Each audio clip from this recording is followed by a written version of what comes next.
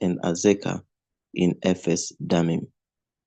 And Saul and the men of Israel were gathered together, and they encamped in the valley of Elah, and drew up in battle array against the Philistines. The Philistines stood on a mountain on one side, and Israel stood on a mountain on the other side, with a valley between them. And the champion went out from the camp of Philistines, named Goliath from Gath, whose height was 6 cubits and a span. He had a bronze helmet on his head, and he was armed with a coat of mail, and the weight of the coat was 5,000 shekels of bronze. And he had bronze armor on his legs and bronze javelin between his shoulders. Now the staff of his spear was like a weaver's beam, and his iron spearhead weighed 600 shekels, and a shield bearer went before him. Then he stood and cried out to the armies of Israel, and said to them, "Why have you come out to line up for battle? Am I not a Philistine, and you the servants of Saul? Choose a man for yourselves, and let them come down to me. If he is able to fight with me and kill me, then we will be your servants. But if you prevail against him and kill him, then you will be our servants and serve us." And the Philistines said, "I defy the armies of Israel this day. Give me a man that we may fight together." When Saul and all Israel heard these words of the Philistine, they were dismayed and greatly afraid. The Bible tells us of the scenario whereby men are gathered together, not for a banquet, not for a certain celebration, not for worship, not for anything, but for battle. The two armies, Philistines' army and the Israelites' army, encamped on two sides of the mountains, of the valleys, and between them, there also a valley which separates the two camps, and they were there with ready to battle, ready to fight. It's a war between two nations, Philistines and Israel. And here gathered men of war, people whom their nations trusted them, that they are able to fight the battle. They are able to bring the victory back home. And this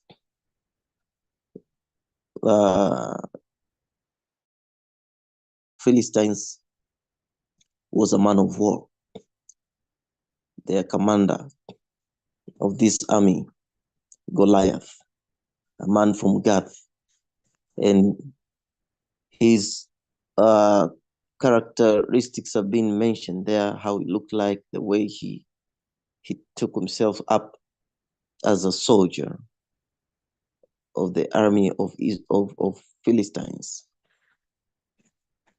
So he stood there and wanted one person to come and fight for him. And this was the battle line. We need to fight until one person dies. If I die, we'll be your servants and will serve you. If I'll kill your man, you'll be our servant and you'll serve us. This means that Israelites now will be under the captivity of Philistines. They will do what the Philistines want them to do. They'll follow what the Philistines want them to follow when they lose. They have to give up the worship of God. And now they'll have to worship the gods of Philistines. In other words, the entire lifestyle of the Israelites is going to change once they are defeated by Philistines. And the Philistines' lifestyle will change once they are being defeated by Israelites. So it's the battle of possession. We will possess you once we win, and you will possess us once you win. So you'll be under someone's care, under someone's mandate, under someone's governance. This is the battle that is going on in our lives today. We are battling day to day under this battle. The other side is God's army, and the other side is Satan's army. It's about whom you are serving. It's about whom you are under. You are the control of which side? Are you under the control of God or under the control of Satan? That is the battle that we are fighting day after day, hour after hour, minute after minute, because there is a decisions that we need to make. And whatever decision that we make, it gives either of the side victory. It gives either of the side victory. And the side of Satan always shouts with words and throw things to make people give up. Here comes Goliath. When he said that he defied the armies of Israel and wants a man to come. And what's the reaction of Israelites? The Bible said on verse 11, when Saul and all his soldiers of Israel heard these words of the Philistines, they were dismayed and greatly afraid. So Satan's also always throw things at us to make us dismay and to make us afraid. This just means that they lost hope and they didn't have faith anymore. That's why fear came. When fear came in, means faith has been opened the door to go out. So these people dismayed. These people were greatly afraid. They trembled before this commander of the army of Philistines. His words, he was just talking words and the people were just afraid. He didn't even throw a spear or whatever, just speaking the words of mocking to them. The words make them tremble. The words make them to be afraid. The words just make them to be dismayed. Day to day, that's what Satan is doing. He's throwing things at us. Words through people, through situations, through circumstances, through government officials, through schools, through our workplaces, our fellow human beings, maybe our fellow church members, our neighbors, our friends, family members, or any situation that can come up with. It's diseases, it's economy, it's school life, whatever, social life, whatever an opportunity that comes on the sides of Satan, he's ready to use that to shout at you, to shout at me, to make you dismay, to make you afraid. What is the thing that Satan has thrown you with, has picked against you, that you are now afraid, that you have become dismayed? You have lost hope. You think that this battle you have lost forever, that there's no hope for tomorrow, that there is total darkness. There are stumbling blocks everywhere. You feel that the challenge is too big for you to face. You picture the problem that you're going through and you say, from this problem, I don't know what I'm going through. I don't know which way will just get me out of this situation. You are there crying and suffering, stressed, depressed. You don't know what to do. You don't know which way to take. You're just there because a Goliath has spoken something. Satan has used a certain Goliath in your life. What is the Goliath that you're fighting for, that is throwing words that make you dismay, make you afraid? This is what Saul and the soldiers of Israel went through. But the same thing that sometimes we went through in our lives. There are situations, act as Goliath, when they are being thrown on our way, being thrown on our lives, when we heard them, when we saw them, we became afraid, we became dismayed. Our hope faded away. Our faith being put to test, and we don't feel like we have that faith to trust again. Sometimes we feel we don't have even the strength to pray it again. I love the song that we listened from. It was the very last song before we start the sermon. That if you don't feel to pray, it's the time to pray. But many times when we don't feel to pray, that situation when Satan creates in our lives, it's the moment that we even give up prayers. We said, I've prayed enough. I don't see the repercussion. I don't see the answers. Maybe God is not with me. One day I was talking to my friend and he told me, I think God, there are people that he hears them. And on my side, I think God does not hear me anymore. There are situations that brought us to even think that way, that God is not on my side. There are people whom God hears them, and there are people who don't want even to hear our voices. And you feel that I cannot pray. I cannot. I give up. That's the point that Satan needs us to be. But once he drags you into that point, as that song says, you need to pray. When you feel that there is no hope, it's the point to have hope. When you feel that you don't feel like you have a faith to trust again, it's the time you need to trust in God even more. Because it is in the hardest situations, because it is in the total darkness that he wants us to feel his presence, because he's very near than other times. When something struck us and we feel like we are down, when we feel that we are helpless, like what David said in the book of Psalms, I lift up my eyes, what I see is mountains, whence is my help cometh from? And he says, my help come from God, the Creator. So, my dear friends, when you're on that corner, are we afraid like Saul and his men and dismayed? But when this Goliath was speaking against the people of Israel, when the armies were gathered together on those valleys ready to rumble, ready to battle, that was the way that King Saul and the armies of Israel saw it is the way to fight this war. They did not seek God's counsel. They did not seek God's way. But they see, as long as it's the army of Philistines, we should get together and get ready to fight for these people. But this person was there shouting words for 40 days and nights. But they did not even move an inch to battle against him. They were just there in the camps, afraid every day, not seeking God's help, God's counsel, to know God's way to take on this battle. They depended on human way. They depended on man's way. They knew that once we are soldiers, once we are able to do these things.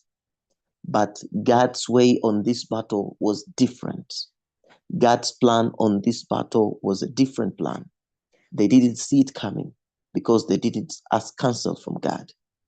They chose to trust their own inclination. They choose to trust their own minds. They choose to trust their own ways. As the Bible reads, there are ways that seem good, right to a man, but they lead to destruction. They lead to death. So the way they chose, they were like digging their own grave. And they didn't know. But because God loves his people, because God cares his people, he had his way in his mind. It is the same day at the very end of that challenge, when the challenge was coming to an end, and these people don't know what to do. They're just there. Didn't even move an inch to fight. They are being afraid and dismayed every now and then. Going back to their camp, eat and drink, stood there. When the man stood, they tremble and they don't want to face him because of the CV of this person, because the Bible says he has been the man of war from his youth towards this day, and he has never lost a battle. There are news that comes to us, and the way we view them, it's like we say, I'm giving up. I cannot do this. The situation is too tense. The problem is too huge, too big for me. Even if and only if I had the connections to go through about it, I could do it. I cannot have this job. It needs connection. It needs if you knew a person from the government, a person from the system, a person from the company. And I don't have, and I have no one whom I know. I don't think I'll get this job. You start to afraid, you are there being dismayed.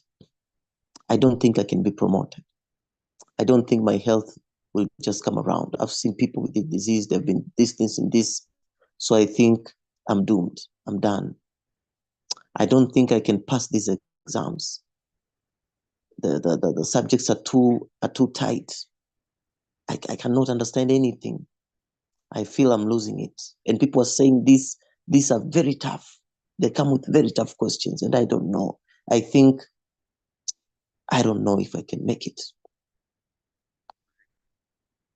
We tend to be afraid because of what people are saying, because of what the situations look like, because of what things appear. My dear friends, things are not always as they appear on the surface.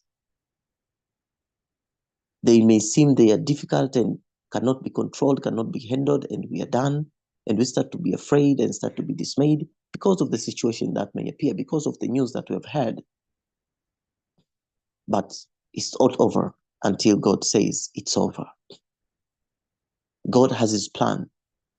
On that very same time, God spoke to Jesse without him knowing. Call his son. Today, my dear boy, you're not going to take care of the flocks. Take care of the sheep. Gather yourself, take this bread and these provisions, get them to your brothers. They are at the battlefield. They are at the war. At least give them this token. And the boy prepares himself. Did he know that it was God's way to deal with this matter? He starts with very far distance just to go and to bring those things to his brothers. And the boy went there. Reaching there, he heard them some words, and the boy was ready to take charge.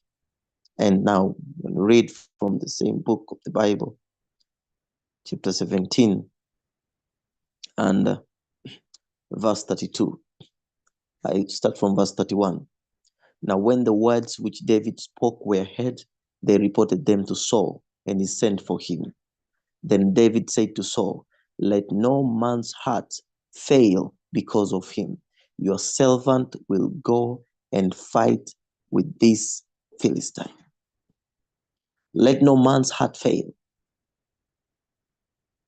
You can feel that when this boy was speaking, it was not himself. The Spirit of the Lord in him. Remember the last time sermon that we had, after being anointed, the Spirit of the Lord was with David. And his relatives did not know. The parents did not know. But that was a spiritual matter. From that day, the Spirit of the Lord was with this person.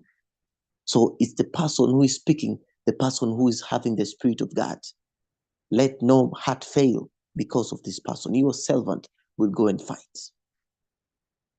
When the Spirit of God is with you, when you choose to go God's way, his presence is with you. So you'll not be afraid. You'll never be dismayed. Whatever comes your way, you'll be ready to conquer it because you know that the one who is with you is greater than the one who is on the other side.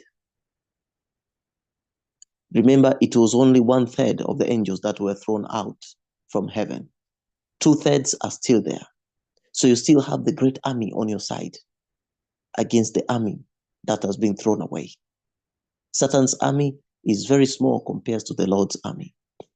So once you have that presence of God, Once you feel that presence of God is with you, once you don't leave God's hand, you keep on trusting his way, you'll be rest assured that he is with you. No matter what happens your way, you'll never be afraid. Like the little boy saying, let no man's heart fail. He's now giving heart to the king, giving courage to the people. Let's not be dismayed. Let's not be afraid. Let's never give up. He's talking in front of the king, who is surrounded by the soldiers who have great experience of matters of war and everything. The great man, the little boy, is telling them, do not fail. Let not your heart be troubled. Let not your heart fail. Let not you be dismayed. Let not you be afraid, because I will fight. To their eyes, it's the little boy saying, but in God's eyes, it's the chosen one.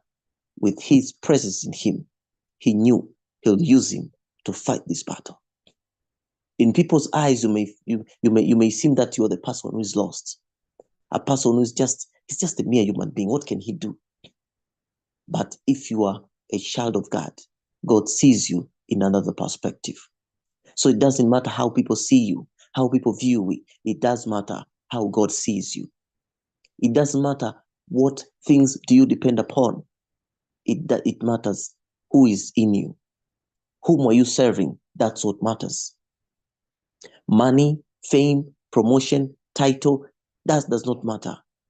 Title, fame, whatever, wealth, leadership is nothing if God is not in it. There's a song that says, little is much when God is in it. No matter who you are, no matter what your background is, no matter what you're going through, as long as you trust in God, as long as you choose God's way, you are being assured that the presence of God is with you. He goes before you. He goes with you everywhere. When you sit down, when you stand up, when you walk out, when you come in, everywhere, God's presence is with you. Therefore, you won't be afraid of any situation. And that's why the boy said to this Philistine, when you read all that story, now I come to read on verse 45.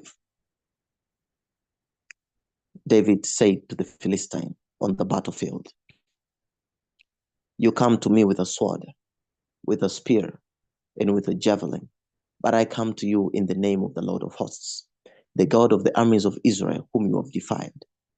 This day the Lord will deliver you into my hand, and I will strike you and take your head from you. And this day I will give the carcasses of the camp of the Philistines to the birds of the air and the wild beasts of the earth, that all the earth may know that there is a God in Israel. Then all the assembly shall know that the Lord does not save with the sword and spear, for the battle is the Lord's, and he will give you into our hands. Hallelujah. The words spoken by a little boy, who in the eyes of Philistines and all the people is just a little boy. But from a spiritual perspective, from a spiritual eye, it's a little boy with a big God inside him, with heavenly hosts around him. Spiritually, this boy sees all this. That's why he's prophesying. A little boy is prophesying that today I'm going to chop that head of yours. He's talking words that will going to come in the few minutes to come. This thing will happen. So as a little boy, standing there, David, not only as a boy now, but also as a prophet. He's prophesying things that will happen in the near future. Very few minutes to come, I'll cut that head of yours. Speaking with confidence, bold to these giants. My dear friends, we don't have to be afraid of anything that comes our way. As long as we choose God's way, His Spirit with us will be ready to go and fight any battle that is in front of us. Because that's not our battle. David says, for the battle is the Lord's. You don't have to fight it alone. It's the disease, it's not your battle. It's God's battle. It's at workplace, it's not your battle. It's God's battle. It's your business, it's not your battle. It's God's battle. You have lost your loved ones and you are there, mourning, filled empty. It's not your battle, it's God's battle. Take it everything into God in prayer. He knows how to console you. He knows how to fight for you. He knows how to go about it. He knows how you'll come out of that. Just choose God's way, because his way is different from man's way. Man's way was to gather the army, go to the battlefield, ready to fight, and they did not even move an inch, being there, dismayed and afraid for 40 days and nights.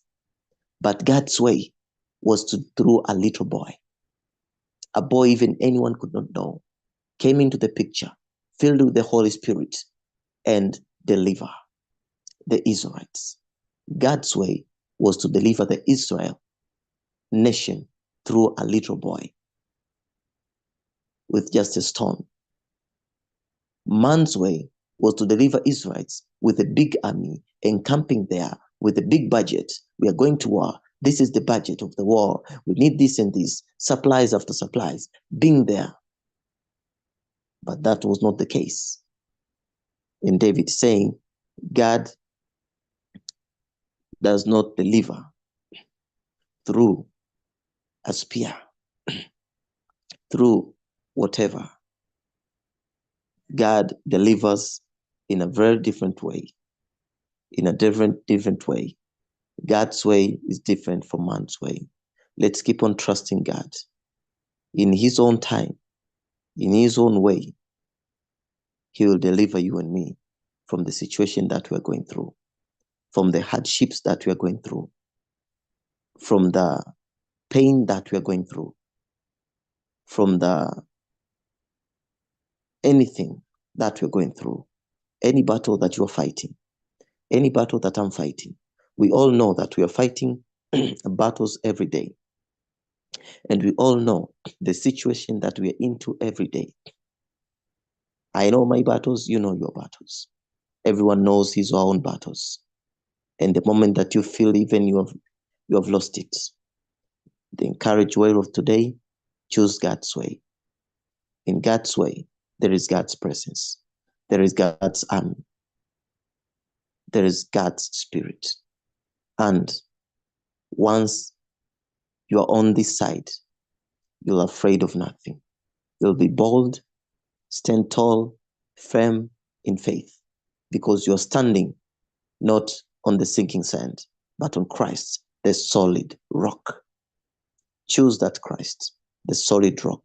Believe in him, trust in him, choose God's way, because the battle is the Lord's. He will fight for you. He'll bring victory back home. And all the people will know that God has delivered his people. God has been with his people.